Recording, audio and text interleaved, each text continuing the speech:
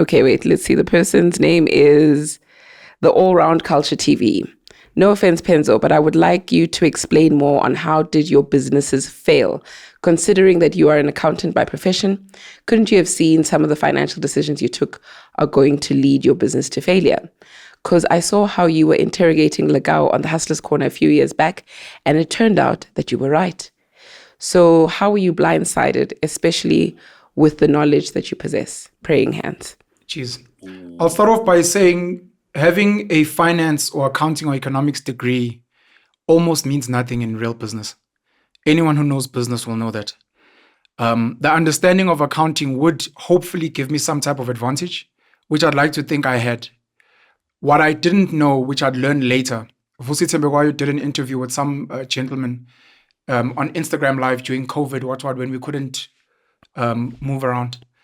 And this person spoke about the ability to know when to kill a business months or years in advance.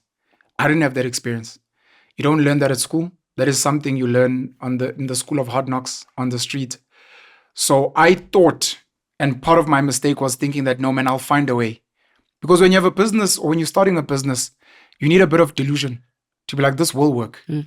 And in that delusion, sometimes some of your decision making is also delusional. I thought certain things would work. They didn't work. And it was when things were really, really bad that I then made a call. And I communicated with stakeholders that, look, things are bad. But that's the nature of business. You've got a situation with Double Pick and Pay and the likes now who are struggling. These are businesses that have been around for a long time. And business is tough. The environment changes. The dynamics change. The people you work with change. You change. You might find that you're in a different space than you were when you started the business. So having an accounting degree may have had an advantage in terms of managing the finances. But in terms of the foresight of whether it won't work and what's going on, I needed to learn that there. And I've written a book.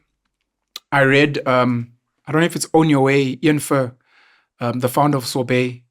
And I was inspired to then write my book on how my business failed, because there are so many books on business success. I think there are fewer books on business failure. And I think there's a lot to be learned on business failure. So I wrote The Rise and Fall of the NSC, which chronicles some of my failures for anyone that's interested. Would you go back? To business or to that specific business? Both. I was doing a lot at the time. So part of the lessons were doing too much at once. Rushing, impatience. Cost of living is one of the things that kills businesses.